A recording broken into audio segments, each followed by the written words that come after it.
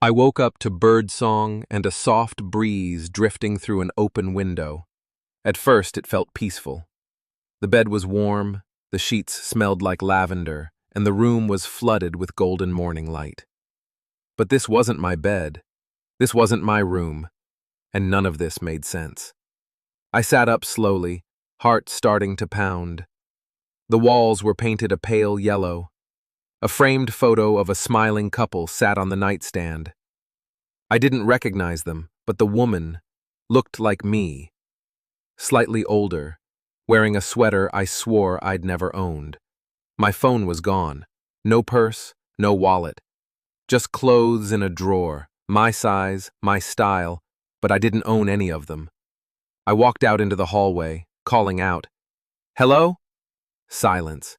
The house was spotless, the kind of clean that felt staged. I passed a hallway mirror and froze. My reflection blinked back, but the hallway behind me was different. The mirror showed flickering lights, peeling wallpaper, a shape standing just out of frame. I spun around. Nothing. I turned back to the mirror. It showed only me now. My face pale, my lips trembling. I went downstairs. Everything looked normal. Couch, TV, kitchen. A steaming cup of coffee sat on the counter, still hot, waiting. I didn't make it. I didn't even like coffee. On the table lay a torn piece of paper, handwritten in red ink. "You made it back." I backed away slowly, heart racing. That's when I noticed the family photos. They were everywhere, on the mantel, the walls, the fridge, but every single one had been edited, faces scratched out or scribbled over. Except one. A single photo showed me, at least someone who looked like me, standing in front of the house. I didn't remember taking it. I ran to the front door and tried to yank it open. It didn't budge. Deadbolt twisted tight. Through the frosted glass, I saw only blackness. Not night, not fog, just nothing. I was trapped. And then, somewhere upstairs, I heard the first whisper. It sounded like my voice. "Don't let her see you." I backed away from the base of the stairs, pulse hammering in my ears. The whisper had come from the second floor, but I hadn't said anything, at least not out loud. It sounded exactly like me. I crept back through the hallway, avoiding the mirrors. I didn't want to see what was in them again. I didn't want to see her. The kitchen lights flickered once, then again. Then everything went black. I stood frozen in the dark until I heard a faint tap-tap-tap, slow, deliberate, coming from the window behind me. When I turned around, I could just barely make out a shape on the other side of the glass, my face staring back from the dark. Only it wasn't mine, not quite. The eyes were too wide, too empty, and the mouth, it was moving, whispering something I couldn't hear. Then it vanished. I turned the lights back on and ran to the pantry, searching for anything real, something I could hold, break, eat, proof I was alive. My fingers touched cold metal, a can of soup. I pulled it down. It had no label. Every item in the kitchen was like that. No brands, no logos. The fridge was full, but everything was generic. Plastic containers, bags with nothing printed on them. I opened one. It was full of teeth. I screamed and dropped it.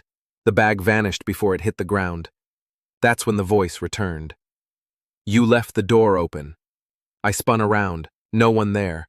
Then the mirror in the hallway flickered on like a screen.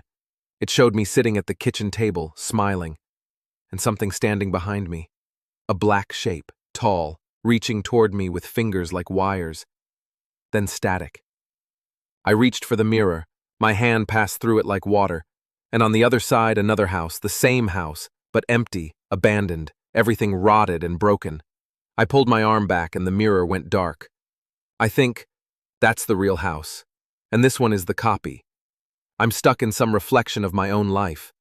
Or worse, someone else's version of it. Later, I found a door I hadn't noticed before. It led to a basement. The stairs were narrow, steep, each one groaned under my weight. The light switch didn't work. But at the bottom, I saw a small box, covered in dust. I opened it. Inside were photographs, old, faded. All of them showed me. But not here. Different places. Parks. Hotels. One photo was taken in a hospital bed, my eyes closed. Tubes in my arms. The back of that photo had a date, March 4th, 2021. Time of death, 3:46 a.m. The same time I'd woken up here, I dropped the photo. My hands wouldn't stop shaking. Time of death, 3:46 a.m. That couldn't be right.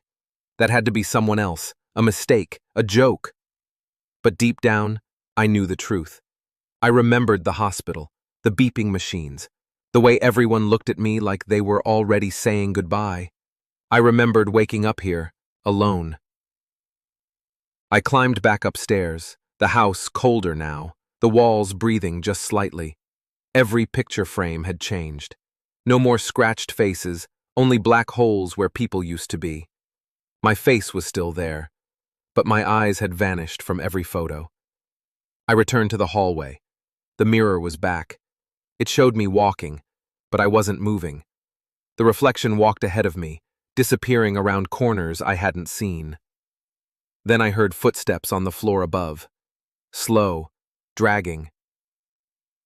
I followed them up, unable to stop myself.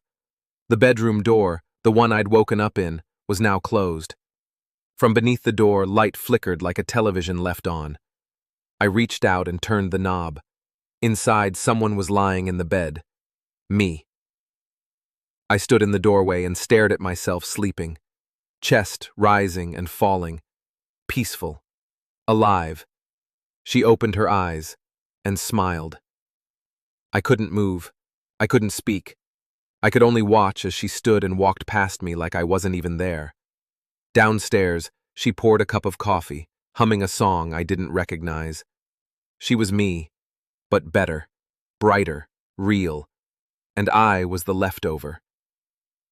When she sat at the table, she froze, just for a moment, and looked straight at the mirror in the hallway, directly at me. "I won't forget," she whispered, "but you need to stay." I ran to the mirror, pounded on it, screamed, but it didn't ripple this time. It was solid, unforgiving. Behind me, the front door creaked open. I turned. The hallway beyond it wasn't the outside world. It was the corridor. Long, dim, lined with doors, and whispering. I stepped toward it, heart hollow. As I crossed the threshold, the front door slammed shut behind me. The whispers welcomed me back.